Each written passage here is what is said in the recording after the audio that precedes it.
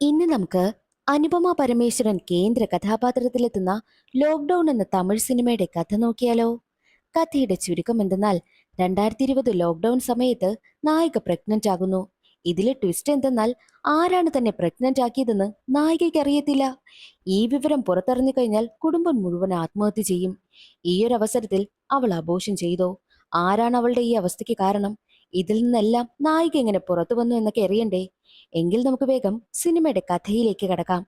അതിനു മുൻപായിട്ട് വീഡിയോ കാണുന്ന കൂട്ടുകാർ ഒന്ന് ലൈക്ക് ചെയ്യാനും കമന്റ് സെക്ഷനിലെ ഹൈപ്പ് എന്നൊരു ഓപ്ഷൻ ക്ലിക്ക് ചെയ്യാനും മറക്കരുതേ. സിനിമ തുടങ്ങുമ്പോൾ രാത്രി സമയം തന്റെ കൂട്ടുകാരിക്കൊപ്പം മനസ്സ് വിഷമിച്ച് കരഞ്ഞുകൊണ്ട് നിൽക്കുന്ന ഒരു പെൺകുട്ടിയാണ് കാണിക്കുന്നത്. അവളാണ് നമ്മുടെ കഥാനായികയ അനിത. അനിത പറയുന്നത്, ഞാൻ എങ്ങനെ എന്റെ വീട്ടുകാരെയൊക്കെ ഫേസ് ചെയ്യുമെന്ന് അറിയത്തില്ല. ഈ പ്രശ്നത്തിൽ നിന്നും ഞാൻ എങ്ങനെ മറികടക്കുമെന്നൊക്കെ അവൾ കൂട്ടുകാരിയോട് പറയുമ്പോഴോ, നീ തൽക്കാലം വീട്ടിൽ പോയി റെസ്റ്റ് ചെയ്യ്, നാളെ നമുക്ക് ഇതിനുള്ള പരിഹാരം കണ്ടെത്താമെന്നൊക്കെ കൂട്ടുകാരി അവളെ ആശ്വസിപ്പിച്ച് വീട്ടിലേക്ക് പറഞ്ഞു വിടുന്നു. ഇതിൽ നിന്നും അനിതയ്ക്ക് എന്തോ വലിയ പ്രശ്നമുണ്ടെന്നും അവൾ അതിനാൽ ഒരുപാട് അനുഭവിക്കുകയാണെന്നും നമുക്ക് മനസ്സിലാക്കാമല്ലോ. എന്താണ് ആ പ്രശ്നമെന്ന് പിന്നീട് ഒരു ഫ്ലാഷ് ബാക്ക് വഴിയാണ് കാണിക്കുന്നത്.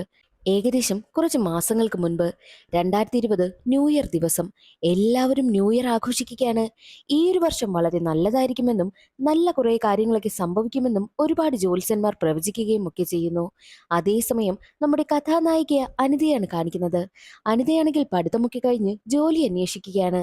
അനിതയുടെ വീട്ടില് അച്ഛനും അമ്മയും സഹോദരിയും മുത്തശ്ശിയുമാണുള്ളത്. അനിതയുടെ അച്ഛൻ ഒരു വർക്ക്ഷോപ്പില് വെൽഡറായിട്ട് വർക്ക് ചെയ്യുന്നു. അമ്മ ഹൗസ് വൈഫാണ്. സഹോദരി കോളേജിൽ പഠിക്കുന്നു. അനിതയാണെങ്കിൽ പഠിത്തമൊക്കെ കഴിഞ്ഞ് ജോലി അന്വേഷിക്കുന്നത് കൊണ്ട് തന്നെ അച്ഛൻ അവളോട് പ്രത്യേകം ഒരു കാര്യം പറഞ്ഞിട്ടുണ്ട്. നൈറ്റ് ഷിഫ്റ്റുള്ള ജോലിയൊന്നും ചെയ്യാൻ പാടില്ല. അല്ലാതെ ഡെയിലി പോയി വരുന്നതാണെങ്കിൽ ഓക്കെ എന്ന് അച്ഛൻ പറയുന്നു. അതനുസരിച്ച് നൈറ്റ് ഷിഫ്റ്റ് ഇല്ലാത്ത ജോലിയാണ് അനിത നോക്കുന്നതും. പക്ഷേ വരുന്ന ജോലിയെല്ലാം നൈറ്റ് ഷിഫ്റ്റ് ഉള്ളതും. ഒരുപാട് ഇന്റർവ്യൂ ഒക്കെ അറ്റൻഡ് ചെയ്തു. എന്നിട്ടും ഇതുവരെയും അവൾക്കൊരു ജോലി പോലും സെറ്റ് ആയതേയില്ല. അച്ഛൻ വീടിന് വേണ്ടിയിട്ട് ഒരുപാട് കഷ്ടപ്പെടുന്നത് കൊണ്ട് തന്നെ അച്ഛനെ സഹായിക്കണമെന്നും തീരുമാനിച്ചാണ് അനിതയും ജോലി നോക്കുന്നതും. അനിത കാണുവാനൊക്കെ നല്ല സുന്ദരി കുട്ടി ആയതുകൊണ്ട് തന്നെ അനിതയെ ഒരുപാട് ആൺപിള്ളേരൊക്കെ സൈറ്റ് അടിക്കുന്നുണ്ട്. അവളുടെ ഏരിയയിലുള്ള ഒരു മെഡിക്കൽ ട്രിപ്പായ പയ്യന് അനിതയെ ഒരുപാട് ഇഷ്ടമാണ്. പക്ഷേ അവൾക്കാണെങ്കിൽ ഈ പ്രണയത്തിലൊന്നും ഒട്ടും താല്പര്യമേ ഇല്ല. എങ്ങനെയെങ്കിലും നല്ലൊരു ജോലി വാങ്ങുക, അച്ഛനെ സഹായിക്കുക, ഇത് മാത്രമാണ് അനിതയുടെ ലക്ഷ്യവും. അതിനിടയിൽ എന്ത് തന്നെ തടസ്സം വന്നാലും അവൾ അതൊന്നും മൈൻഡ് ചെയ്യത്തേയില്ല. ഈ പയ്യൻ പ്രപ്പോസ് ചെയ്യുമ്പോഴും അവൾ താല്പര്യമില്ല എന്ന് പറഞ്ഞാണ് അവിടെ നിന്ന് പോകുന്നതും. അനിതയുടെ അച്ഛൻ വർക്ക് ചെയ്യുന്ന വർക്ക്ഷോപ്പിന്റെ മുതലാളി ഒരു നല്ലൊരു മനുഷ്യനാണ്. നല്ല മനസ്സിനുടമയാണ്. ആ വർക്ക്ഷോപ്പിൽ വർക്ക് ചെയ്യുന്ന എല്ലാ വർക്കേഴ്സിനെയും തന്റെ ബെസ്റ്റ് ഫ്രണ്ട്സിനെ പോലെയാണ് കാണുന്നത്. അവരുടെ ഫാമിലിയെയും നല്ല രീതിക്ക് സഹായിക്കും. മക്കൾക്കൊക്കെ പഠിത്തത്തിന് കാശ് വേണമെന്ന് പറഞ്ഞു കഴിഞ്ഞാൽ ഉടനെ മുതലാളിയാണെങ്കിൽ കാശ് കൊടുത്ത് സഹായിക്കുകയും ചെയ്യും. അത്ര നല്ല മനുഷ്യനാ. മുതലാളിക്ക് ഒരു മകളുണ്ട്. മകളെ MBBS പഠിപ്പിക്കുക. മകളൊരു ഡോക്ടറായി കാണണമെന്നാണ് മുതലാളിയുടെ ആഗ്രഹവും. മകളെ നല്ല പ്രതീക്ഷയായിരുന്നു. ഈ ഒരു കാര്യങ്ങളെല്ലാം അനിതയുടെ അച്ഛനോടൊക്കെ സംസാരിച്ചുകൊണ്ട് നിൽക്കുന്ന സമയമായിരുന്നു മുതലാളിക്ക് തന്റെ വീട്ടിൽ നിന്ന് കോള് വരുന്നത്. വിളിച്ചത് മുതലാളിയുടെ ഭാര്യ. എത്രയും വേഗം സ്റ്റേഷനിലേക്ക് ചെല്ലണമെന്നും പറഞ്ഞു. അങ്ങനെ മുതലാളിയും ഭാര്യയും പിന്നെ അനിതയുടെ അച്ഛനും കൂടി സ്റ്റേഷനിലേക്ക് എത്തും. അപ്പോഴാണ് മുതലാളിയുടെ മനസ്സ് തകരുന്ന ഒരു കാഴ്ച മുതലാളി കണ്ടത്. എന്തെന്നാൽ താൻ ഏറ്റവും സ്നേഹിച്ച് അത്രയും പ്രതീക്ഷയോടുകൂടി വളർത്തിയ മകളാണെങ്കിൽ കോളനിയിലുള്ള ഒരു പയ്യനെയും വിവാഹം കഴിച്ചു വന്ന് നിൽക്കുന്നു. അവരുടെ രജിസ്റ്റർ മാരേജും കഴിഞ്ഞിരിക്കുകയാണ്. അത് കണ്ട് മുതലാളിയുടെ ചങ്ക് തകർന്നു പോകുന്നു. മുതലാളി ഒരുപാട് കരയുകയാണ്. മകളെ ഒരുപാട് ഉപദേശിക്കുവാനൊക്കെ നോക്കുന്നുണ്ട്. എന്നാൽ മകളാണെങ്കിൽ അച്ഛൻ പറയുന്നതൊന്നും കേൾക്കുന്നതേയില്ല. അവനോടൊപ്പം മാത്രമേ താൻ ജീവിക്കൂ ഒരു അഹങ്കാരിയെ പോലെയാണ് പറയുന്നതും. അതിനുശേഷം തന്റെ ഭർത്താവിനൊപ്പം പോകണമെന്ന് പറഞ്ഞ് ആ പെൺകുട്ടി സ്റ്റേഷന് പുറത്തേക്ക് വരുന്ന സമയത്തും മുതലാളി പെൺകുട്ടിയുടെ പിന്നാലെ ചെന്നിട്ട് അവളുടെ കാലിൽ വീണ് കെഞ്ചുന്നു. നീ അവനൊപ്പം പോകരുത്. നീ പഠിച്ചൊരു ഡോക്ടർ ആകണം. നീ ഡോക്ടറായി കാണണമെന്നാണ് ഞങ്ങളുടെ ആഗ്രഹം. നീ ഞങ്ങളെ വിട്ടുപോയാൽ ഞങ്ങൾക്ക് ആരാ ഉള്ളതെന്ന് പറഞ്ഞാണ് മുതലാളി തന്റെ മകളുടെ കാലിൽ വീണ് കരയുന്നത്. എന്നാൽ മകളാണെങ്കിലോ ഒരു ദയ പോലും കാണിക്കാതെ തന്റെ ഭർത്താവിനോട് വണ്ടി എടുത്തുകൊണ്ട് വരുവാനായും പറയുന്നു. കോളനിയിലുള്ള കുറെ ആളുകൾ അവിടെ ഉണ്ടായിരുന്നു. എല്ലാവരും എന്തോ വലിയ കാര്യം നേടിയ മട്ടിലാണ് സന്തോഷിച്ചു നിൽക്കുന്നതും. മകളുടെ പ്രവൃത്തിയെല്ലാം കണ്ട് ദേഷ്യം വന്ന അമ്മ അവളോട് പറയുന്നുണ്ട്, നീ ഇപ്പോൾ ഈ ചെയ്തതിന്, നിന്റെ അച്ഛനെ കൊണ്ട് നീ കാല് പിടിപ്പിച്ചതിന് ഒരു സമയത്ത് നീ ഇതിനെല്ലാം അനുഭവിക്കുമെന്ന് പറഞ്ഞ് അച്ഛനെയും വിളിച്ചുകൊണ്ട് അവിടെ നിന്ന് പോവുകയാണ് ചെയ്യുന്നത്. ഇതെല്ലാം കണ്ടുകൊണ്ട് ഹൃദയം തകരുന്ന വേദനയിൽ അവിടെ അനിതയുടെ അച്ഛന് നിൽക്കുന്നുണ്ട്. എന്നാൽ വീട്ടിലേക്കെത്തിയ അനിതയുടെ അച്ഛന് സങ്കടം സഹിക്കാനാകുന്നില്ല. അച്ഛനാണെങ്കിൽ അമ്മയോട് ഓരോ കാര്യങ്ങളൊക്കെ പറയുന്നു. അത്രയും നന്നായിട്ടാണ് മുതലാളി തന്റെ മകളെ വളർത്തിയത്. മാത്രവുമല്ല ഞങ്ങളെയൊക്കെ ഒരുപാട് സഹായിക്കും. അത്രയും നല്ല മനുഷ്യന് ഇങ്ങനെയൊക്കെ സംഭവിച്ചല്ലോ. അത്രയും നന്നായി വളർത്തിയ മകൾ ഒരു കുറവ് പോലും ആ കുട്ടിക്ക് വരുത്തിയിട്ടില്ല. അങ്ങനെയുള്ള മകൾ ഒരു ദയയും കൂടാതെ മുതലാളിയുടെ കൺമുന്നിൽ കൂടിയാണ് മറ്റൊരുത്തനൊപ്പം ഇറങ്ങിപ്പോയത്. അതെങ്ങനെ മുതലാളി സഹിക്കും? എനിക്കത് കണ്ടിട്ട് താങ്ങാനായില്ല. നീയും നമ്മുടെ മക്കളെ ഒന്ന് ശ്രദ്ധിക്കണം. അവരുടെ മേൽ ഒരു കണ്ണ് വേണം. അവരിങ്ങനെ വല്ലതും ചെയ്തു കഴിഞ്ഞാൽ ഞാൻ ഒരിക്കലും ജീവിച്ചിരിക്കില്ല എന്ന് പറഞ്ഞാണ് അച്ഛൻ കരയുന്നത്. ഇതെല്ലാം അനിത കേൾക്കുന്നുണ്ടായിരുന്നു. അനിതയ്ക്കാണെങ്കിൽ അങ്ങനൊരു ചിന്തയെ അവളുടെ മനസ്സിലില്ല. എങ്ങനെയെങ്കിലും നല്ലൊരു ജോലി വാങ്ങുക, അച്ഛനെ സഹായിക്കുക, വീട് നോക്കണം, ഇതൊക്കെ തന്നെയാണ് അവളുടെ മനസ്സിലും.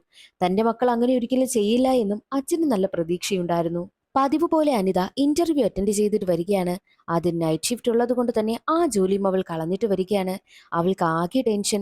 വരുന്ന വഴിയില് അവൾക്കൊപ്പം പഠിച്ചിരുന്ന മീര എന്ന കൂട്ടുകാരി അവൾ ഫോൺ വിളിക്കുന്നു. മീര ഒരു IT കമ്പനിയിലാണ് വർക്ക് ചെയ്യുന്നത്. മീരയോട് നിന്റെ കമ്പനിയിൽ എന്തെങ്കിലും ജോലി വല്ലതും കിട്ടുമോ എന്നൊക്കെ ചോദിക്കുമ്പോൾ, എന്തായാലും ഒരു കാര്യം ചെയ്യാം, ഇന്ന് വൈകിട്ട് നമ്മുടെ കമ്പനിയുടെ വക ഒരു പാർട്ടി നടക്കുന്നുണ്ട്, നീ ആ ഒരു പാർട്ടിയിൽ പങ്കെടുക്കാൻ വാ, അവിടെ വെച്ച് നമുക്ക് ജോലിക്കാര്യം സെറ്റാക്കാമെന്നും മീര പറയുന്നു. അങ്ങനെ ആ ഒരു സന്തോഷത്തിൽ വീട്ടിലേക്ക് പോവുകയായിരുന്നു അനിത. പോകുന്ന വഴിയിൽ വെച്ച് അവളുടെ പിന്നാലെ ഒരു മെഡിക്കൽ ട്രിപ്പ് നടക്കുമല്ലോ.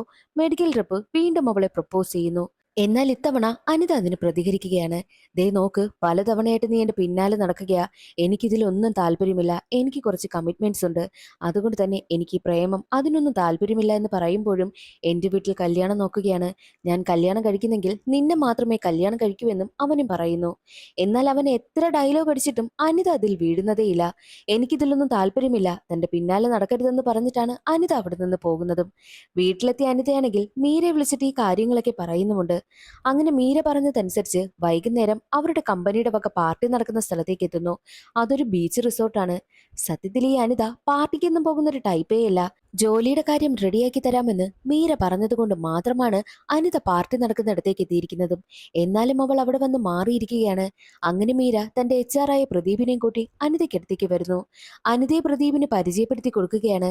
നമ്മുടെ കമ്പനിയിൽ എന്തെങ്കിലും ജോലി ഉണ്ടെങ്കിൽ അനിതയ്ക്ക് റെഡിയാക്കി കൊടുക്കണമെന്നും പ്രദീപിനോട് മീര പ്രത്യേകം പറയുന്നുണ്ട്. ജോലിയുടെ കാര്യമൊക്കെ നമുക്ക് റെഡിയാക്കാം, ഇവിടെ വരെ വന്നതല്ലേ, നമ്മുടെ കമ്പനിയുടെ പാർട്ടിയിൽ വന്ന് പങ്കെടുത്തിട്ട് പോകുവാനായിട്ടും പ്രദീപ് അവളെ ക്ഷണിക്കുന്നു. എന്നാൽ അനിത പറയുന്നത് ഒരുപാട് ലേറ്റായി, അച്ഛനും അമ്മയും അന്വേഷിക്കുമെന്ന് പറയുമ്പോൾ ഇന്നത്തെ ഒരു ദിവസമല്ലേ, ഇന്നൊരു ദിവസം ഇങ്ങനെ അങ്ങ് വിട്ടുകളാ, വന്ന് എൻജോയ് ചെയ്തിട്ട് പോകുവാനായിട്ടും പ്രദീപ് അവളെ ക്ഷണിക്കുന്നു.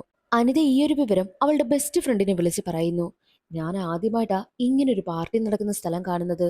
അടിപൊളിയായിട്ടുണ്ടെന്നൊക്കെ അനിത പറയുമ്പോൾ, പാർട്ടി എന്ന് പറയുന്നു, അറിയാത്ത ആളുകൾ എന്നൊക്കെ പറയുന്നു. എന്തോ നീ ആദ്യമായിട്ടല്ലേ നിന്റെ നാട് വിട്ട് പുറത്തോട്ടൊക്കെ പോകുന്നത്. നീ എന്തായാലും അവിടെ അങ്ങ് എൻജോയ് ചെയ്, മീരയും ഇല്ലേ നിനക്ക് കൂട്ടിന് എന്നുള്ള കാര്യം കൂട്ടുകാരിയും പറയുന്നു. എന്നാൽ വീട്ടിൽ എന്ത് പറയുമെന്ന ടെൻഷനായിരുന്നു അനിതയ്ക്ക്. തൽക്കാലം നീ എന്റെ വീട്ടിൽ താമസിക്കുകയാണ്, ഇന്നൊരു ദിവസം കഴിഞ്ഞിട്ട് വരാമെന്നുള്ള കാര്യം വീട്ടിൽ വിളിച്ച് പറയുവാനായിട്ടും കൂട്ടുകാരി ഒരു ഐഡിയ പറഞ്ഞു കൊടുക്കും.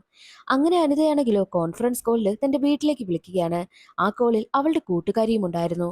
ഞാൻ ഇന്ന് എന്റെ കൂട്ടുകാരിയുടെ വീട്ടിൽ നിൽക്കുകയാണ്, നാളെ രാവിലെ തിരികെ വരാമെന്ന് വീട്ടുകാരോട് അവൾ കള്ളം പറയുന്നു. ആ കൂട്ടുകാരിയും കോൺഫറൻസ് കോളിൽ ഉള്ളത് കൊണ്ട് തന്നെ വീട്ടുകാരൊക്കെ അത് വിശ്വസിക്കുകയാണ്. ആ ഒരു ധൈര്യത്തിൽ അനിത പാർട്ടിയിൽ പങ്കെടുക്കുവാനായും പോയി. ആദ്യമായിട്ടാണ് അവൾ ആ പാർട്ടിയിൽ പങ്കെടുക്കുന്നതും. മാത്രവുമല്ല, മീരയും പ്രദീപും നിർബന്ധിക്കുന്നത് കൊണ്ട് അവൾ ആദ്യമായിട്ട് മദ്യപിക്കുകയാണ്. അതിന്റെ ടേസ്റ്റ് ഒന്നും അവൾക്ക് ഇഷ്ടമാകുന്നതേയില്ല. എന്നാൽ രണ്ടും കൽപ്പിച്ച് എല്ലാവരും അതൊക്കെ ചെയ്യുന്നത് കൊണ്ട് തന്നെ അവൾക്ക് തോന്നിയതുപോലെ മദ്യം മുക്കി കുടിക്കുന്നു. അവസാനം അവൾ നല്ല ഫിറ്റ് ആവുകയാണ്. എന്നാൽ ആ പാർട്ടിയിൽ മറ്റൊരാൾ കൂടി ഉണ്ടായിരുന്നു. അനിതയെ നന്നായിട്ട് അറിയാവുന്ന, അനിതയുടെ പിന്നാലെ ഒരു പയ്യൻ നടക്കില്ല മെഡിക്കൽ ട്രിപ്പ്, അവന്റെ കൂട്ടുകാരൻ ആ പാർട്ടിയിൽ ഉണ്ടായിരുന്നു. അവനാണെങ്കിൽ അനിതയെ കാണുകയാണ്. ആദ്യമായിട്ടാണല്ലോ അനിതയെ അങ്ങനെ ഒരു കാഴ്ചയിൽ അവർ കാണുന്നതും. മാത്രമല്ല അവൾ നന്നായിട്ട് മദ്യപിച്ചിട്ടുമുണ്ട്. ഈ ഒരു വിവരം കൂട്ടുകാരൻ വിളിച്ച് മെഡിക്കൽ ട്രിപ്പിനെ അറിയിക്കുന്നു. ഉടനെ തന്നെ മെഡിക്കൽ ട്രിപ്പ് ആ സ്ഥലത്തേക്ക് എത്തുകയാണ്. അവനും ആ ഒരു കാഴ്ച കണ്ട് ഞെട്ടി നിൽക്കുകയാണ്. അനിത നന്നായിട്ട് മദ്യപിച്ച് അവിടെ ഡാൻസ് ഒക്കെ കളിക്കുന്നുണ്ട്. അനിതയ്ക്കടുത്തേക്ക് എത്തിയ മെഡിക്കൽ ട്രിപ്പ്, അനിത, നീ ഒരിക്കലും ഇങ്ങനെ ചെയ്യുമെന്ന് ഞാൻ കരുതിയിരുന്നില്ല, നിന്നെക്കുറിച്ച് ഞാൻ ഇതൊന്നും പ്രതീക്ഷിച്ചില്ല എന്ന് പറയുമ്പോൾ, നിനക്കെന്താ, എനിക്ക് ഇഷ്ടമുള്ളതുപോലെ ജീവിക്കും. ഞാൻ ചിലപ്പോൾ കുടിക്കും, കുടിക്കാതിരിക്കും. അതിന് നിനക്കെന്താന്ന് ചോദിച്ച് അവളുടെ മനസ്സിൽ ഇത്രയും നാളുണ്ടായിരുന്ന ഫ്രസ്ട്രേഷൻ എല്ലാം അവനെ വഴക്ക് പറഞ്ഞങ്ങ് തീർക്കുകയാണ്. അതിനുശേഷം വീണ്ടും അനിത കുടിക്കുകയും ഡാൻസ് കളിക്കുകയും ഒക്കെ ചെയ്യുന്നു. അവസാനം കുടിച്ചു കുടിച്ച് അവളുടെ ബോധം പോവുകയാണ്.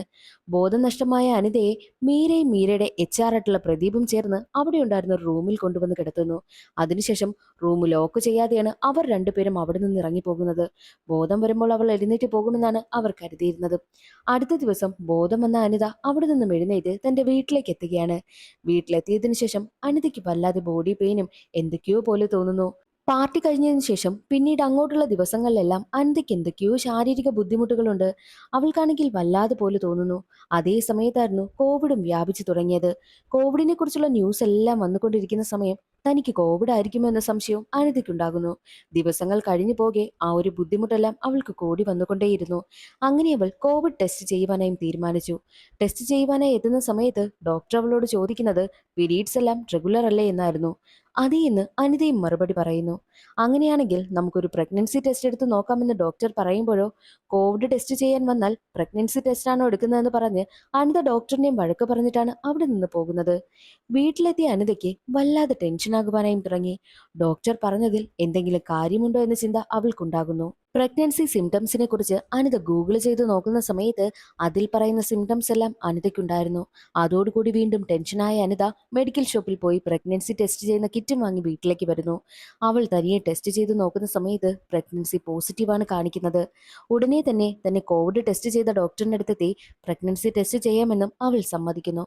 അങ്ങനെ ഡോക്ടറാണെങ്കിലോ സ്കാൻ ചെയ്ത് നോക്കുന്ന സമയത്ത് പ്രഗ്നന്റ് ആണവൾ. കൺഗ്രാറ്റുലേഷൻ, നിങ്ങൾ പ്രഗ്നന്റ് ആയിരിക്കുകയാണെന്നുള്ള കാര്യം ഡോക്ടർ പറയുന്നു. അത് കേട്ടതും അനിത ഡോക്ടറിനോട് പറയുന്നുണ്ട്, ഇതെങ്ങനെ സംഭവിച്ചു ഡോക്ടർ? ഞാൻ കല്യാണം പോലും കഴിച്ചിട്ടില്ല എന്ന് പറയുമ്പോൾ പ്രഗ്നന്റ് ആകുന്നതിന് കല്യാണം കഴിക്കണമെന്നുണ്ടോ എന്ന് ഡോക്ടർ ചിരിച്ചുകൊണ്ട് പറയുന്നു. ഡോക്ടർ, അങ്ങനെയല്ല, ഞാൻ ആരുമായിട്ടും ഫിസിക്കൽ റിലേഷൻഷിപ്പിൽ ഏർപ്പെട്ടിട്ടില്ല എന്നും അനിത പറയുന്നു. എന്നാൽ അത് കേട്ട് ഡോക്ടറിന് ദേഷ്യം വരികയാണ്. അനിതയ്ക്ക് എന്ത് ചെയ്യണമെന്ന് അറിയാത്ത അവസ്ഥ. ഈ ഒരു കാര്യം വീട്ടിലുള്ളവർ അറിഞ്ഞു കഴിഞ്ഞാൽ അവർ കുടുംബത്തോടു കൂടി ആത്മഹത്യ ചെയ്യും. ആ ഒരു കാര്യം അനിതയ്ക്ക് നന്നായിട്ട് അറിയാം. അതുകൊണ്ട് തന്നെ ഡോക്ടറിന്റെ കാലിൽ വീണ് അവൾ കരയുകയാണ്. എങ്ങനെയെങ്കിലും എനിക്ക് അബോർഷൻ ചെയ്യണമെന്ന് പറഞ്ഞാണ് അവൾ കരയുന്നത്. പക്ഷേ ഡോക്ടറാണെങ്കിൽ അതിന് സമ്മതിക്കുന്നതേയില്ല. അതൊക്കെ ഇല്ലീഗലായിട്ടുള്ള കാര്യമാണ്, അതൊന്നും ചെയ്യാനാകില്ല എന്ന് പറഞ്ഞ് അനിതയെ അവിടെ നിന്ന് പറഞ്ഞു വിടുന്നു. അവിടെ നിന്നും നേരെ തന്റെ ബെസ്റ്റ് ഫ്രണ്ടിന്റെ അടുത്തേക്ക് എത്തിയ അനിത ഈ കാര്യങ്ങളൊക്കെ പറഞ്ഞ് പൊട്ടിക്കരയുകയാണ്. ആരാ നിന്നോട് ഈ ക്രൂരത ചെയ്തതെന്ന് ചോദിക്കുമ്പോൾ എനിക്കറിയില്ല, ഞാൻ ആരുമായിട്ടും ഫിസിക്കൽ റിലേഷൻഷിപ്പിൽ ഏർപ്പെട്ടിട്ടില്ല എന്ന് പറഞ്ഞാണ് അനിത പൊട്ടിക്കരയുന്നത്. ഈ ഒരു കാര്യം എന്റെ വീട്ടിൽ അറിഞ്ഞു കഴിഞ്ഞാൽ അവരെല്ലാവരും ആത്മഹത്യ ചെയ്യും. ഞാൻ ഇനി എന്താ ചെയ്യേണ്ടത്? എനിക്ക് ഒന്നും അറിയില്ല എന്ന് പറഞ്ഞ് അനിത കരയുന്നു. എന്നിട്ട് അനിത പറയുന്നുണ്ട്, ഞാനന്ന് മീരയുടെ ആ ഒരു പാർട്ടിയിൽ പങ്കെടുക്കുവാനായി പോയില്ലേ, അതിനുശേഷമാണ് എനിക്കിത് സംഭവിച്ചെന്നാ തോന്നുന്നത്. ഞാനന്ന് ഒരുപാട് മദ്യപിച്ചിരുന്നു, എന്റെ ബോധവും പോയി. അവരെന്നെ എടുത്ത് ഒരു റൂമിൽ കൊണ്ടുവന്ന് കിടത്തിയതാ. അവിടെ വെച്ച് ആരോ എന്നോട് ഇങ്ങനെ ചെയ്തതാ. ആരാണെന്ന് എനിക്കറിയത്തില്ല. അന്ന് എനിക്ക് സംഭവിച്ചതാണെന്ന് പറഞ്ഞ് അനിത പൊട്ടിക്കരയുന്നു. എനിക്ക് എന്തായാലും ഇത് അബോർഷൻ ചെയ്ത് കളയണമെന്ന് പറഞ്ഞ് അനിത കരയുകയാണ്. അങ്ങനെ കൂട്ടുകാരിയാണെങ്കിൽ അനിതയും കൂട്ടി നേരെ പോകുന്നത് അടുത്തുള്ളൊരു മെഡിക്കൽ ഷോപ്പിലേക്കാണ്. അബോർഷനുള്ള ഗുളിക ചോദിക്കുന്ന സമയത്ത് ഡോക്ടറിന്റെ പ്രിസ്ക്രിപ്ഷൻ ഇല്ലാതെ ഗുളിക കൊടുക്കില്ല എന്നും മെഡിക്കൽ ഷോപ്പ് നടത്തുന്ന ആൾ പറയുന്നു. അതോടുകൂടി വേറെ വഴിയില്ലാതെ അനിതയും കൂട്ടി കൂട്ടുകാരി നേരെ പോകുന്നത് മറ്റൊരു ഡോക്ടറിന്റെ അടുത്തേക്കാണ്. എന്നാൽ അബോർഷൻ ചെയ്യുവാനായിട്ട് ഡോക്ടറും തയ്യാറാകുന്നില്ല. അഥവാ അങ്ങനെ അബോർഷൻ ചെയ്യണമെന്നുണ്ടെങ്കിൽ കുട്ടിയുടെ പാരന്റ്സുമായിട്ട് വന്നു കഴിഞ്ഞാൽ അബോർഷൻ നടത്താമെന്നുള്ള കാര്യവും ഡോക്ടർ പറയുന്നു. അനിതയ്ക്ക് എന്ത് ചെയ്യണമെന്നറിയാത്ത അവസ്ഥ. അവളുടെ ലോകമേ ഇരുണ്ടുപോയി എന്ന് തന്നെ പറയാം. തിരികെ വരുന്ന വഴിയിൽ കരഞ്ഞുകൊണ്ട് തന്റെ കൂട്ടുകാരിയോട് തന്റെ വിഷമമൊക്കെ പറയുന്നുണ്ട്. നീ സമാധാനപ്പെട്, നിന്നോടൊപ്പം ഞാനില്ലേ എന്ന് പറഞ്ഞ് സമാധാനിപ്പിച്ചാണ് കൂട്ടുകാരി അവളെ അവിടെ നിന്നും വീട്ടിലേക്ക് പറഞ്ഞു വിടുന്നതും. ആ ഒരു സീനാണ് സിനിമയുടെ തുടക്കത്തിൽ കാണിച്ചത്. കരഞ്ഞു കലങ്ങിയ കണ്ണുകളുമായിട്ടാണ് അവൾ വീട്ടിലേക്ക് വന്ന് കയറിയതും. വീട്ടുകാരെ ഫേസ് ചെയ്യുന്നതിന് അവൾക്ക് നല്ല ബുദ്ധിമുട്ടുണ്ടായിരുന്നു. അതുകൊണ്ട് തന്നെ സങ്കടപ്പെട്ടിരിക്കുകയാണ്. എന്നാൽ അടുത്ത ദിവസം ഞെട്ടിക്കുന്നൊരു വാർത്തയാണ് അനിത കേട്ടത്. എന്തെന്നാൽ കോവിഡ് കൂടി വരുന്നത് കൊണ്ട് തന്നെ 2 മാസത്തേക്ക് ലോക്ക്ഡൌൺ പ്രഖ്യാപിച്ചിരിക്കുന്നു. അനിത ഉടനെ തന്നെ തന്റെ കൂട്ടുകാരിയെ വിളിച്ചിട്ട് ലോക്ക്ഡൌൺ പ്രഖ്യാപിച്ച കാര്യം കൂട്ടുകാരിയോട് പറയുന്നു. ഓൾറെഡി തനിക്ക് 2 മാസമായി. ഇനി 2 മാസം കൂടി ലോക്ക്ഡൌൺ പ്രഖ്യാപിച്ച് പുറത്തിറങ്ങാൻ കഴിയാതായി കഴിഞ്ഞാൽ എങ്ങനെ അബോർഷൻ ചെയ്യും? എന്റെ വയറും പെരുകി വരികയല്ലേ, താൻ എങ്ങനെ വീട്ടുകാർക്ക് മുന്നിൽ വയറൊളിപ്പിക്കുമെന്നൊക്കെ അനിത പറയുന്നു. ആകെ കൂടെ പണി കിട്ടിയ അവസ്ഥയാണ്. എന്ത് ചെയ്യണമെന്ന് കൂട്ടുകാരിക്കും അറിയില്ല. പിന്നീട് അങ്ങോട്ടുള്ള ദിവസം വീട്ടുകാരെ എല്ലാവരെയും വിളിച്ച് അനിത ഓരോന്നോരോന്നൊക്കെ ചെയ്യുന്നുണ്ട്. പപ്പായ കഴിച്ചു കഴിഞ്ഞാലോ അല്ലെങ്കിൽ പൈനാപ്പിൾ കഴിച്ചു കഴിഞ്ഞാലോ അബോഷൻ ആകുമെന്നൊക്കെ കരുതി അവൾ അതൊക്കെ ട്രൈ ചെയ്ത് നോക്കുന്നു. പക്ഷേ യാതൊരുവിധ ഫലവുമില്ല. കൂട്ടുകാരിയെ വിളിച്ച് അനിത കരയുകയാണ്. എന്നാൽ കൂട്ടുകാരി, തനിക്കൊരു മെഡിക്കൽ ഷോപ്പിൽ ജോലി ചെയ്യുന്ന ഒരു അണ്ണനെ അറിയാം, ആ ഒരു അണ്ണനോട് ഞാൻ ചോദിച്ചു നോക്കാം, എന്തെങ്കിലും വഴി കിട്ടിയാലോ എന്ന് പറഞ്ഞ് ഉടനെ തന്നെ അവൾ നേരെ പോകുന്നത് മെഡിക്കൽ ഷോപ്പിൽ തന്റെ പരിചയക്കാരനായ ചേട്ടനെ കാണുവാൻ വേണ്ടിയിട്ടാ. അബോഷൻ ചെയ്യുവാനായിട്ട് എന്തെങ്കിലും വഴിയുണ്ടോ എന്ന് അനിതയുടെ കൂട്ടുകാർ ചോദിക്കുമ്പോൾ തനിക്ക് പരിചയമുള്ള ഒരു ഡോക്ടറുണ്ട്, പുള്ളിക്കാരൻ അബോഷനൊക്കെ ചെയ്യുമെന്ന് പറഞ്ഞ് ആ ഡോക്ടറിന്റെ ഡീറ്റെയിൽസും പറഞ്ഞു കൊടുക്കുന്നു. അങ്ങനെ അടുത്ത ദിവസം തന്നെ അനിതയും കൂട്ടുകാരിയും ആ ഡോക്ടറിനെ കാണുവാൻ വേണ്ടിയിട്ട് എത്തുകയാണ്. അനിതയ്ക്കിപ്പോൾ 3 മാസമായി. അതുകൊണ്ട് തന്നെ 30,000 രൂപ ചിലവാകും. അബോഷനൊക്കെ ചെയ്തു തരാമെന്നും ഡോക്ടർ പറയുന്നു. പക്ഷേ 30,000 എന്ന് കേട്ടപ്പോൾ അനിതയുടെ കണ്ണ് തള്ളിപ്പോയി. താൻ കാശ് സംഘടിപ്പിച്ചു വരാം, അപ്പോൾ അബോഷൻ ചെയ്തു തരണമെന്നും ഡോക്ടറിനോട് അനിത പറയുന്നു. അങ്ങനെ വീട്ടിലേക്കെത്തിയ അനിതയാണെങ്കിൽ തന്റെ പല കൂട്ടുകാരെയും വിളിച്ച് കാശ് കുറച്ചു കുറച്ചായിട്ട് കടം ചോദിക്കുകയാണ്. ഓരോരുത്തരിൽ നിന്നും കുറെ കാശൊക്കെ അവൾ ഒപ്പിച്ചു. എന്നാൽ അവൾ പലരോടായി ഫോൺ വിളിച്ച് കാശ് ചോദിക്കുന്നത് അവളുടെ മുത്തശ്ശി കേൾക്കുന്നു. എന്തിനാ നീ ഇങ്ങനെ കാശ് ചോദിക്കുന്നതെന്ന് മുത്തശ്ശി ചോദിക്കുമ്പോൾ തന്റെ കൂട്ടുകാരിയുടെ അച്ഛനാണെങ്കിൽ കോവിഡ് ബാധിച്ച് ഹോസ്പിറ്റലിൽ അഡ്മിറ്റാ. ഹോസ്പിറ്റൽ ചിലവിന് വേണ്ടിയിട്ട് 30,000 രൂപ ചിലവാകും. അതിനു വേണ്ടിയിട്ടാണെന്ന് അനിത മുത്തശ്ശിയോട് കള്ളം പറഞ്ഞു. അങ്ങനെ മുത്തശ്ശിയാണെങ്കിൽ തന്റെ കയ്യിലുണ്ടായിരുന്ന 2,000 3,000 രൂപയൊക്കെ അനിതയ്ക്കും എടുത്തു കൊടുക്കുകയും ചെയ്തു. അങ്ങനെ ഫ്രണ്ട്സിൽ നിന്നും മുത്തശ്ശിയിൽ നിന്നും വാങ്ങിയ കാശെല്ലാം ചേർത്ത് വെച്ച് നോക്കുമ്പോൾ 20,000 രൂപ മാത്രമേ ആയുള്ളൂ. ഇനി എന്ത് ചെയ്യുമെന്ന് അവൾ ചിന്തിക്കും.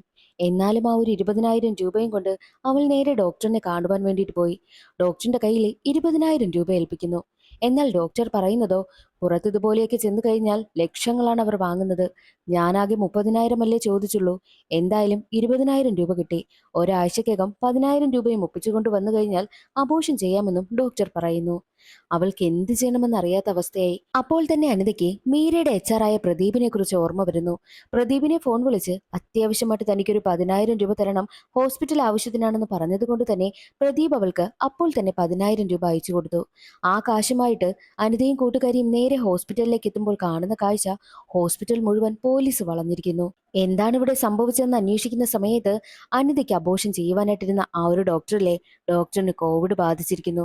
അതുകൊണ്ട് തന്നെ ആ ഒരു ഹോസ്പിറ്റൽ എല്ലാം പൂട്ടിയിരിക്കുകയാണ്. ഇനി ആർക്കും തന്നെ അങ്ങോട്ട് പ്രവേശനമേ ഇല്ല എന്നും പോലീസുകാരും നാട്ടുകാരും പറഞ്ഞു. അതോടുകൂടി അനിതയ്ക്ക് എന്ത് ചെയ്യണമെന്ന് അറിയാത്ത അവസ്ഥ. ഇനി എങ്ങനെ അബോഷൻ ചെയ്യുമെന്ന് അവൾ ചിന്തിച്ച് നടു റോഡിലിരുന്ന് കരയുന്നു. അതേ സമയം തന്നെയായിരുന്നു അനിതയ്ക്കടുത്തേക്ക് ഡോക്ടറിന്റെ കമ്പൗണ്ടറായ അപായം എത്തുന്നത്.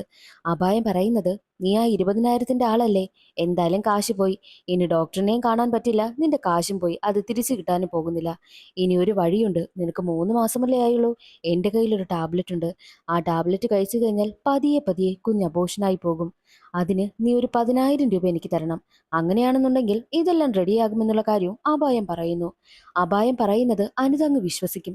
മാത്രവുമല്ല, അനിത തന്റെ കയ്യിലിരുന്ന ഒരു 10,000 രൂപയും അപായത്തിനെ ഏൽപ്പിക്കുന്നു.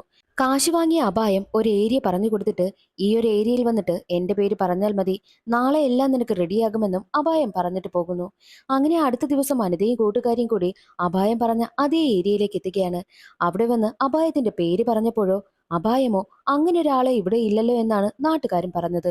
അതോടുകൂടി ആകെ ഉണ്ടായിരുന്ന 10,000 രൂപ കൂടി നഷ്ടമായി. ഇനി താൻ എന്ത് ചെയ്യും? ഇനി ഈ ഒരു അബോഷൻ നടത്തുവാനായിട്ട് ഇനി എന്താ ഒരു വഴിയെന്നൊക്കെ അനിതയും കൂട്ടുകാരിയും ചിന്തിച്ചു നിൽക്കുന്നു. വീട്ടിലേക്ക് എത്തിയ അനിതയാണെങ്കിൽ വല്ലാത്ത ടെൻഷനിലിരിക്കുകയാണ്. എന്നാൽ അനിതയുടെ അമ്മ കുറച്ച് നാളുകളായിട്ട് അനിത ഇങ്ങനെ വല്ലാത്ത ടെൻഷനിൽ നടക്കുന്നതെല്ലാം ശ്രദ്ധിക്കുന്നുണ്ടായിരുന്നു. അനിതയ്ക്കടുത്തേക്ക് വന്നിട്ട് അമ്മ കാര്യം അന്വേഷിക്കുകയാണ്. ഓൾറെഡി കാശും പോയി, അബോഷന് ചെയ്യാനാകാത്തതിന്റെ ടെൻഷനിലിരുന്ന അമ്മയോട് അനിത ദേഷ്യപ്പെടുന്നു. എന്നാൽ അമ്മ കരുതിയത് അനിതയ്ക്ക് എന്തോ പ്രണയം സംബന്ധിച്ച പ്രശ്നമാണെന്ന് കരുതി അനിതയമ്മ ഒരുപാട് തല്ലും. എന്നാൽ അവിടേക്ക് വന്ന അച്ഛനാണെങ്കിൽ അമ്മയെ തടഞ്ഞിട്ട്, വലുതായ മക്കളെ ഇങ്ങനെ തല്ലുന്നത് ശരിയല്ല, എന്തുണ്ടെങ്കിലും അവർക്ക് പറഞ്ഞു മനസ്സിലാക്കി കൊടുക്കണമെന്നും അച്ഛൻ പറയുന്നു. എന്നാൽ അടുത്ത ദിവസം അനിത അവളുടെ ബെസ്റ്റ് ഫ്രണ്ട് കോൾ ചെയ്തിട്ട്, നമ്മൾ കാണാൻ പോയ ഡോക്ടറില്ലേ, ആ ഡോക്ടർ മരണപ്പെട്ടു പോയി, കോവിഡ് കടുത്തത് കൊണ്ടാണ് അദ്ദേഹം മരണപ്പെട്ടു പോയതെന്നും പറയുന്നു. അത് കേട്ടതും ഇനി എന്തായാലും തന്റെ കൺമുന്നിലുള്ള എല്ലാ വഴികളും അടഞ്ഞു. ഇനി താൻ ജീവിച്ചിരിക്കുന്നതിൽ കാര്യമില്ല എന്നും അനിത ചിന്തിക്കുന്നു. അതോടുകൂടി അനിതയാണെങ്കിൽ സൂയിസൈഡ് ചെയ്യുവാനായിട്ട് കുരുക്കിട്ട് നിൽക്കുകയാണ്. പക്ഷേ അത് അനിതയുടെ സഹോദരി കണ്ടുകൊണ്ടുവരുന്നു. അനിതയുടെ സഹോദരി അത് കണ്ടതുകൊണ്ട് തന്നെ വീട്ടുകാരെ എല്ലാവരെയും അവിടേക്ക് വിളിച്ചു വരുത്തുകയാണ്. അതോടുകൂടി സൂയിസൈഡ് ചെയ്യുക എന്നൊരു തീരുമാനത്തിൽ നിന്നും അനിതയ്ക്ക് പിന്തിരിയേണ്ടി വന്നു. നാട്ടിലും വീട്ടിലും ഈ ഒരു കാര്യം വല്ലാതെ ചർച്ചയാവുകയാണ്. നാട്ടുകാരാണെങ്കിലോ അനിതയെക്കുറിച്ച് മോശമായിട്ടാണ് സംസാരിക്കുന്നതും ഇടയ്ക്കിടയ്ക്ക് ഇടയ്ക്ക് ആ ഒരു മെഡിക്കൽ ട്രിപ്പ് അവളെ പ്രപ്പോസ് ചെയ്യാറുള്ളതെല്ലാം നാട്ടുകാർ കാണുന്നുണ്ടല്ലോ.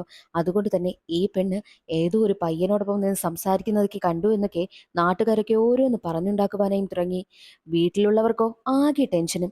അതുകൊണ്ട് തന്നെ അനിതയുടെ അമ്മ അവളുടെ ബെസ്റ്റ് ഫ്രണ്ടിനെ വിളിച്ചിട്ട് അനിത സൂയിസൈഡ് ചെയ്യുവാനായിട്ട് ശ്രമിച്ചു.